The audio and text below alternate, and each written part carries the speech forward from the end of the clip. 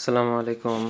আজকে আমরা নারায়ণগঞ্জের বন্দর গিয়েছিলাম নল্লি হালিম খেতে।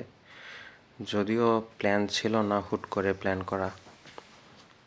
তো আমাদের সামনে পরিবেশন করা হয়েছিল এরকম সুন্দর সুন্দর নল্লি, যেগুলোর দাম ছিল 250 টাকা পার প্লেট। আর এই হচ্ছে আমাদের সকল ভাই ব্রাদার। তো এই আমার বন্ধু, সে খুবই লজ্জা পাচ্ছিল ভিডিওতে আসতে। সে অলরেডি নাকি ভাইরাল। তো আমরা একটু মজা নিচ্ছিলাম। আর এখন দেখবেন নল্লি খাওয়ার